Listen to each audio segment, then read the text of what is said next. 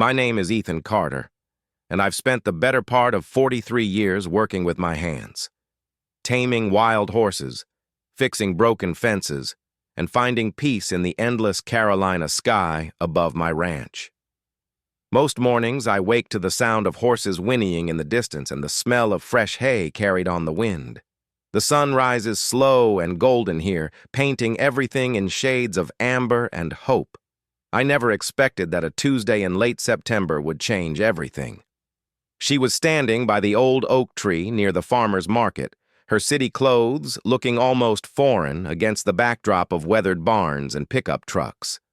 Sarah, that's what the vendor called her when she bought those sunflowers. Her dark hair caught the afternoon light, and when she looked at me with those curious green eyes, something in my chest shifted, like a wild horse finally accepting its first gentle touch. She was visiting from Charlotte, taking a weekend escape with her teenage daughter, a city mother looking for something she couldn't quite name, but I could see it in her eyes, the same restlessness I'd felt before I found my way to this land, the hunger for something real, something that made sense. "Beautiful horses," she said, nodding toward my trailer where Thunder and Belle were waiting patiently. "They're good souls," I replied, surprised by how steady my voice sounded when everything inside me felt like it was awakening from a long sleep. "I used to ride when I was younger," she admitted, a wistful smile crossing her face. "Before life got complicated." Before life got complicated. I understood that language, the language of dreams deferred and paths not taken. Have you ever felt like you knew someone before you even exchanged names? Then you'll understand this story. Continue listening and follow this journey of discovery. The next weekend, she came back. This time without her daughter, just her and a thermos of coffee and what looked like a decision to be brave. "I kept thinking about what you said," she told me as we walked along the fence line, "about the horses being good souls." The morning mist was lifting from the pasture, and I could smell the sweet scent of her perfume mixing with the earthy aroma of the land, city and country finding their rhythm together. "People are like horses sometimes," I said, watching Thunder graze peacefully. "We all start wild and free, but life puts us in pens we never chose." She stopped walking and looked at me with those eyes that seemed to see straight through to my soul. "And what if we want to break free from those pens?" she asked. Over the next few weeks, she kept coming back, always on Saturdays, always with that same curious hunger in her eyes. We'd walk the property, and I'd tell her about the horses, about the land, about the way the seasons changed everything and nothing all at once.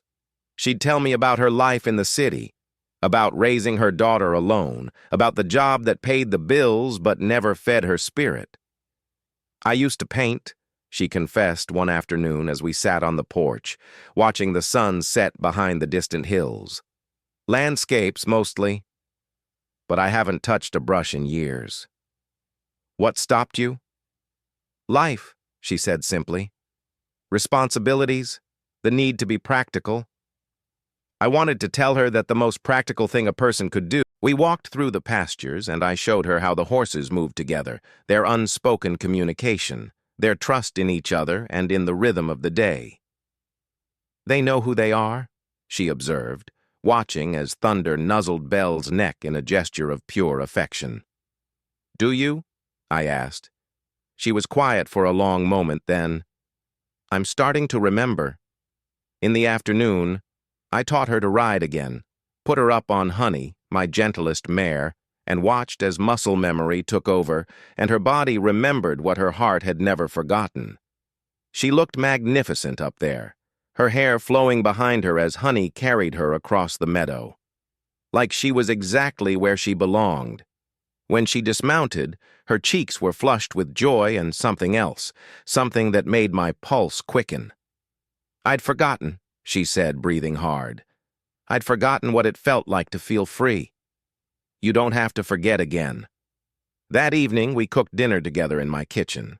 Nothing fancy, just steaks on the grill and vegetables from the garden, but everything tasted like possibility. "My daughter's going to college next year," she said as we cleaned up.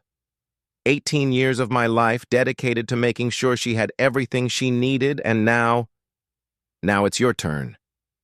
She looked at me across the kitchen, dish towel in her hands, and I saw her wrestling with something big. "Ethan, what are you offering me?" I set down the plate I was drying and walked over to her. Close enough to smell her perfume again, close enough to see the gold flecks in her green eyes. "Everything," I said simply. "A life where you can paint again, where you can ride horses and grow gardens and wake up to silence that feels like music instead of silence that feels like emptiness. What if you could start over in a place where you felt truly at home? What choice would you make?" She reached up and touched my face, her fingers tracing the lines that years of sun and wind had carved there. "I'm scared," she whispered. "So am I." And then she kissed me. Soft at first, tentative, like she was asking permission. Then deeper, like she was claiming something that had always been hers. When we broke apart, we were both breathing hard. "Stay tonight," I said. "Just stay." She stayed. We sat on the porch until the stars came out, talking about dreams and fears and all the years we'd both spent being practical instead of passionate. "I never thought I'd feel this way again," she admitted, her head resting on my shoulder. "After my divorce, after everything, I thought that part of me was done." "What part?" "The part that believes in magic, in second chances, in the possibility that maybe, just maybe, I deserve to be happy." I tilted her chin up so she was looking at me. "Sarah, you deserve everything beautiful this world has to offer." When I led her inside, it wasn't with urgency or desperation. It was with the slow, careful reverence of a man who'd found something precious and wanted to treat it right. In my bedroom, with moonlight streaming through the windows and the sound of night crickets serenading us, she let me see her. Not just her body, though that was beautiful beyond words, but her soul, her vulnerability, her hope. "I haven't felt beautiful in so long," she whispered as I traced the curve of her shoulder. "Then let me remind you," I said, and spent the night doing exactly that. Is it selfish to reach for your own happiness? Or is it finally finding where you belong? Making love to Sarah wasn't just physical. It was like coming home to a place I'd never been, but always known existed. Every touch, every whispered word, every moment of connection felt like an answer to a question I'd been asking my whole life. Afterward, as she lay in my arms, her breathing soft and even, I understood what the poets meant when they wrote about souls recognizing each other. "I love you," I whispered into her hair, not because I expected her to say it back, but because the words demanded to be spoken. She stirred against me, and I felt her smile against my chest. "I love you too," she whispered back. "God help me. I think I've loved you since that first day at the farmer's market." I woke before dawn, as I always do, but this time there was someone beside me. Sarah, looking peaceful and perfect in the early morning light, her hair spread across my pillow like dark silk. For a moment, I just watched her sleep, hardly believing she was real. That this was real. When she stirred awake, she smiled before she even opened her eyes. "Good morning," she murmured, stretching like a cat in the sun. "Good morning, beautiful." We made breakfast together, moving around each other in the kitchen like we'd been doing it for years instead of hours. She looked right at home in my oversized shirt, bare feet on the wooden floor, humming softly as she scrambled eggs. "I should probably head back," she said as we finished eating, but her voice lacked conviction. "Should you?" "My daughter will be wondering." "Call her." Tell her you're exactly where you need to be." She looked at me for a long moment, then picked up her phone. The conversation was brief, but I heard her daughter's laughter through the speaker and the words, "It's about time, Mom." We spent the day planning, not just the logistics of her move, though there were plenty of those to consider, but the dreams. The art studio we'd build in the barn, the garden she'd plant come spring, the horses she'd learn to train alongside me. "What about your job?" I asked. "What about it? I've been surviving instead of living for too long, Ethan. I want to wake up excited about the day ahead. And you think you can do that here?" She took my hands in hers and looked me straight in the eyes. "I know I can. With you."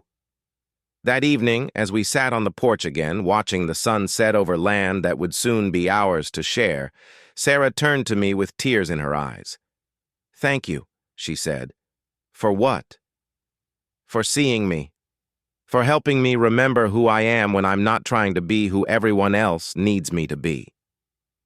I pulled her closer, breathing in the scent of her hair, feeling the solid reality of her body against mine. "Thank you," I said, "for having the courage to stay." 6 months later, Sarah's paintings hang in the main house, bright splashes of color that capture the beauty of our shared world. Her daughter visits every few weeks, bringing friends who want to learn to ride and stories about college that make us both laugh. And every morning I still wake to the sound of horses and the smell of hay. But now there's something else. The soft sound of Sarah's breathing beside me. The promise of shared coffee and shared dreams, and a love that grows stronger with each passing day. Sometimes the greatest adventures begin with the simple courage to say yes to something that scares you. Every great love story begins with a brave choice. Continue following the stories that touch the heart.